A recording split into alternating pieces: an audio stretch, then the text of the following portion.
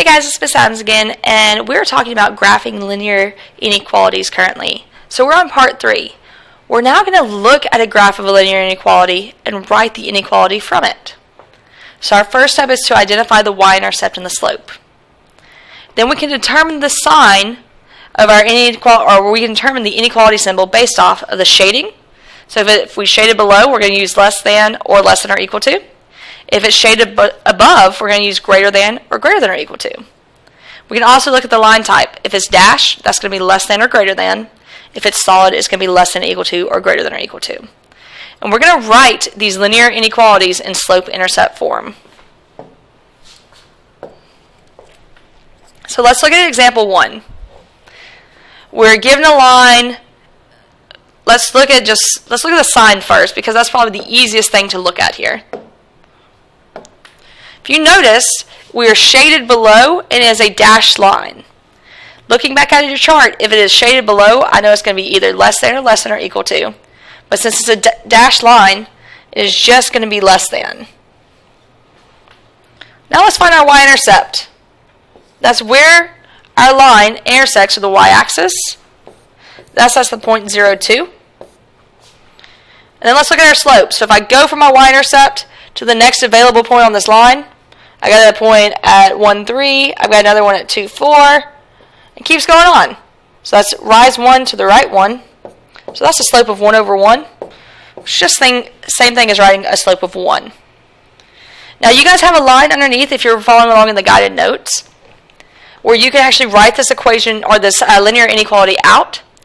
If you were to write out this linear inequality, it would be that y is less than 1x plus 2. Because remember, slope-intercept form is y equals mx plus b. But instead of an equation now, we're dealing with an inequality. So it depends on whatever inequality symbol we get for the graph. So in this case, it was less than because it was shaded below and it was a dashed line. Let's look at problem 2. First off, look at the shading. Shading is below the line. So I know it's going to be either less than or equal to. And we have a solid line. So therefore it's less than or equal to. One way that I remember this too, notice that with less than or equal to, it has that line, meaning equals to, underneath it. That reminds me that, hey, I need to draw a solid line for these graphs. So anytime you see a solid line, you know it's going to either be less than or equal to or greater than or equal to. Just a little reminder. Now let's look for our y-intercept. Our linear inequality passes the y-axis at -2. So it's going to be at the point 0, -2. And then if I find the next point from here, looks like I'm going to go down 1, 2, 3, and to the right 1. So if I go down 3, that's -3 over 1, which is just -3. Writing this linear inequality then gives me y is less than or equal to -3x minus 2.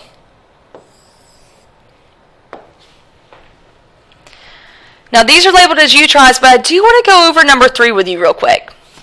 So number 3 is a special case.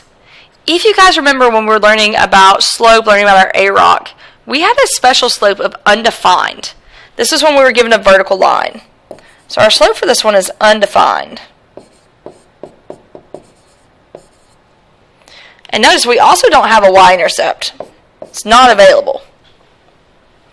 So we really are just dependent on the shading here and where this to figure out our inequality symbol. So I know that it is going to be either less than or equal to or greater than or equal to because it's a solid line. But look at this, it has all the larger x values shaded. So this is going to be a greater than or equal to.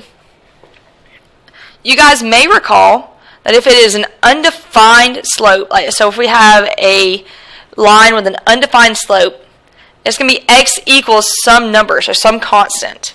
So in this case, x equals 3. But instead of x equals 3, because we're now dealing with inequalities, we're going to say that x is greater than or equal to 3 because that is our shaded region. So it is true where x is equal to 3 and everything greater than 3. I'm going to work out the u-tries 1 and 2 and give you guys a second and I'll talk through them.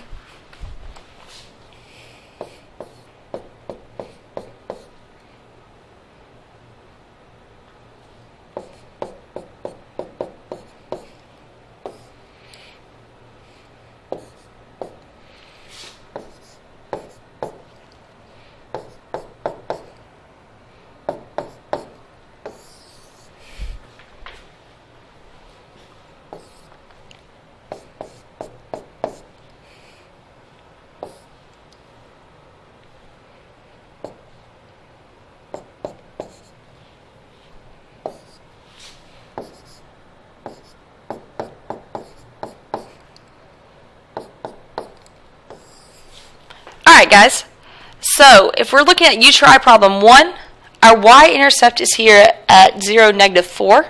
That's where it crosses the y-axis. And if I go to my next point, which is at 1, 0, so I'll count up, I'm going to go up 4 to the right 1, so that gives me a slope of 4. And this is a solid line shaded below, so it's less than or equal to. So my linear inequality for problem 1 is y is less than or equal to 4x minus 4. Looking at problem 2, I have a y-intercept at 0, 1. If I go to my next point, which is at 2, 0, I have a slope that goes down 1 to the right 2. And then if I look at my shading, I'm shaded below, and it's a dashed line.